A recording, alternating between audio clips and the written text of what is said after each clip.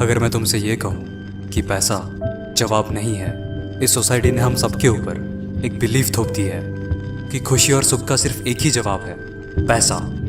पर बस एक बार अपने ऊपर इस थोपी हुई बिलीफ पे क्वेश्चन मार्क लगाओ और खुद को याद करो जब तुम एक बच्चे थे, एक बच्चे की दुनिया जहाँ पे पैसे नाम की कोई भी चीज़ मौजूद नहीं थी। बस थी तो कुछ अजीबोगरीब इच्छाएं, जैसे तितलियों के साथ था तुम्हें उड़ना, या मेहनत से इकट्ठा की उन बारिश की बूंदों को पीना। कुछ काम के काम हम तब भी करते थे, पर किसी के डर या कतार में फर्स्ट आने के लिए नहीं, बल्कि शाम तक हर पल से इश्क करते थे, खेलते थे जैसे कोई खूबसूरत सा सपना हो। पर जैसे ही तुम थोड़े से बड़े हुए, सोसाइटी की नजरों में चढ़े, सब एकजुट हुए और तुम्हें जगाने लगे। जब जागे नहीं तुम, थी टेढ़ी तुम्हारी दुम, तो छीना तुम्हारा पेंट ब्रश और हाथ में पकड़ा दी बुक बूम। फिर तुम्हें जगाने मारे बड़े तमाशे, कुछ महान कुछ बहुत बड़ा करने के शुरू हो गए तमाशे। और फिर मारा धक्का और गिरा दिया तुमको इस चूहों की दौड़ में, सबसे अमीर, सबसे पावरफुल, सबसे ज्यादा सक्सेसफुल बनने के। जब अब तुम खुद तुम्हारी खुशी तुम्हारे बैंक में पड़े हुए आंकड़ों से गिनते हो, बचपन से बिल्कुल अलग, जहां पे वो बस बेवजह थी।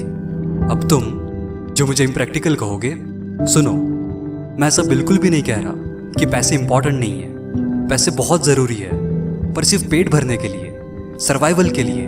अब वही घिसा पिटा पुराना कोट, भाई सड़क पे रोने से अच्छा तो लैम्बोर्गिनी में रोना है। अबे दुख तो दुख होता है, कहीं पे भी रो। ऊपर से तुम महामूर्ख हो कि सक्सेसफुल होने के बाद भी रो रहे हो। इसीलिए अपनी इस फुद्दू सी कोट से मेरी बात का पुख्ता सबूत हो। हाँ, पैसों से तुम सारे टेम्पररी प्लेजर्स खरीद सकते हो, पर उसका खुशी से कोई लेना देना नहीं है। वो तो सब अंदरूनी काम है ना यार। तो अब वो मासूम सा बच्चा इन सबसे बेखबर भागने लगता है इस चूहों की दौड़ में। लगाया दीवार पे उसने लैम्बोर्गिनी का पोस्टर। मेहनत की उसने तो फल तो जरूर मिलना था, पर उतना नहीं जितना उसने चाहा था। तो अब वो बुरा फंसा, जो है कहीं वो चला ना जाए, और जो मिला नहीं कहीं वो छूट ना जाए। इस जहरीले चक्र में फंसा, पल पल वो डरा।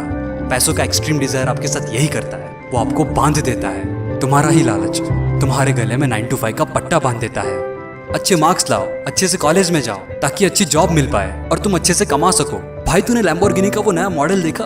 एकदम कहर है ना यार। देखना भाई, एक दिन हम खरीदेंगे उसको। तुम्हारे दोस्त ने कहा, भाई उस मिलियनर को देख, क्या क्लास है बंदे की, हमको अभी से कमाना शुरू कर देना चाहिए ताकि हम उसके जैसे बन सके। तुम्हारे भाई ने कहा। और इस सारे सर्कस के बीच तुम सबसे जरूरी आवाज सुनना भूल गए, उस बच्चे की आवाज, तुम्हारे दिल की आवाज। शुरू करते हैं।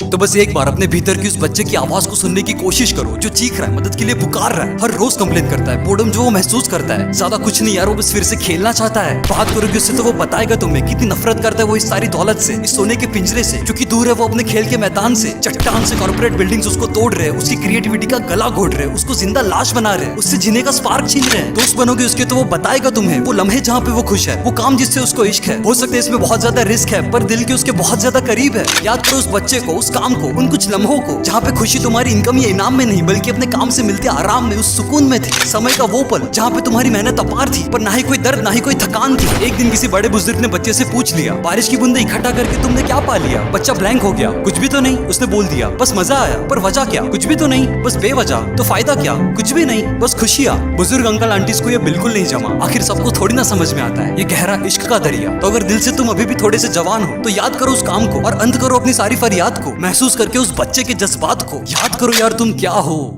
तुम बेमिसाल हो यार।